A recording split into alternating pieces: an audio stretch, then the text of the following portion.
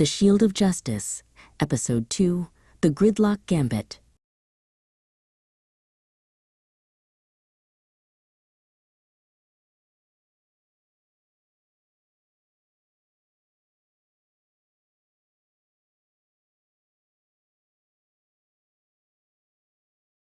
The counter-narrative.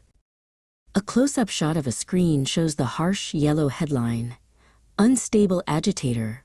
Police condemn unlicensed citizen who obstructed law enforcement. Caption: Otis's internal monologue. They didn't even try to investigate the robbery. They just buried the savior. Dawn Corp's control runs deeper than I thought. On a small monitor, the city's police chief, a smug official figure clearly beholden to the corporate magnate, states, "We urge the public to reject these dangerous, unauthorized interventions.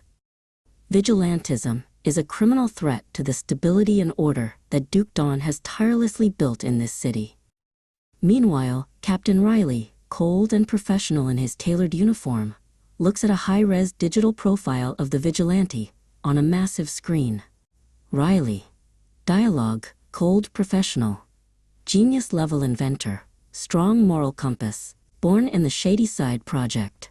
He should be working for us, not against the future we built. The shield is just a toy. The man is a liability to the economic order. Find his pattern. I want surveillance focused on this district. He's home. Move in now. Recalibration. Otis works intensely at his bench, sparks flying as he welds and shapes dark composite materials onto his arms and legs, creating kinetic dampening bracers and Shinguards. Caption: Otis. I used to think I needed to be stronger, but the real fight isn't about strength. It's about endurance. You can't be a pillar if you crumble after the first punch. He wires a small capacitor into the shield's handle grip. The shield's surface has faint scorch marks from its first use. Caption: Otis, technical, non-lethal, precise. The Electro-Stun Burst will buy me time. Enough time to stop the injustice, not just hurt the bad guys. Otis, now wearing the dark, nondescript armor pieces under a thick hoodie, stands in the shadows near a public fountain in the Shadyside District. The fountain is dry. Otis. Thought bubble, focused. This water outage, Aqua Prime claims, critical repairs. 48 hours. No clean water in the hottest part of the year. This isn't negligence. This is a play. The Sabotage. Inside the dark, wet interior of the Shadyside pumping station, 3 Dawn Corp Security enforcers in specialized utility gear are gathered around a massive, leaking main pipe. Enforcer 1, dialogue gruff. That pipe's been capped.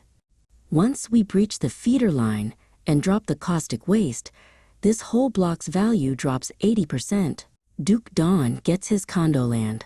Easy money. Otis drops into the station from a high vent, the shield already in his hand.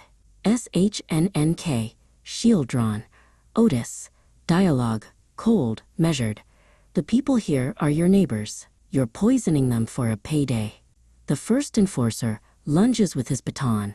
Enforcer 1, shouting, "Taser him. Take him out." Otis ducks, the baton scraping against his newly installed kinetic dampening bracer. KRA, pow, whoomp, impact absorbed. Otis throws the shield. It spins rapidly, impacting Enforcer 2's chest. On contact, a blue electrical aura flares. Zap, clang, stun burst. Enforcer 2, yell, high-pitched, AARGH. The Gridlock Gambit and the alarm. Otis is engaged with the final enforcer, using his close-quarters tiger-style training. Otis, thought bubble, straining. The bracers are holding. This is what training is for. Endure. He manages to use his shield to break the final enforcer's grip, then runs to the massive, rusted valve wheel. Otis, dialogue, frustrated, panting. Too heavy. In a flash of inventor inspiration, Otis wedges the edge of his shield into the spokes of the valve wheel, using the shield's durability for leverage. He turns the wheel in one massive, painful twist.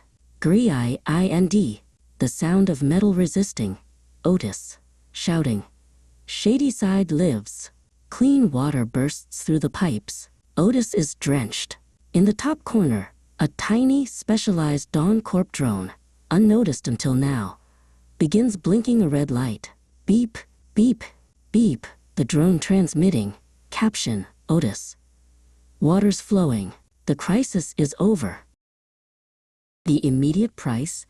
Otis is back at his house, quickly stripping off his wet gear and patching a few minor wounds. His eyes are on the door as he hears the rapidly approaching sound of many sirens. Otis, dialogue, low whisper. Already? They are fast. They followed the shield's trajectory, or the drone.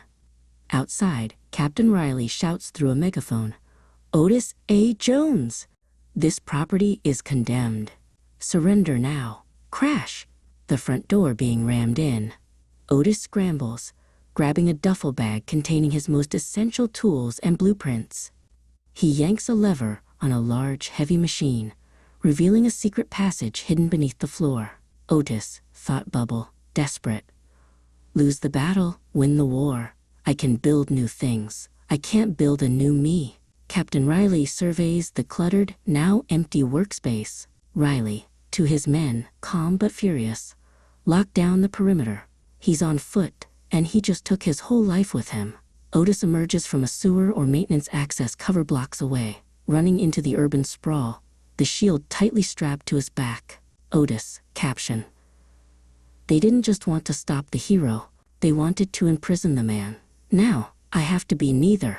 Just a shadow. He finds his new fortress of solitude inside a massive, abandoned industrial warehouse.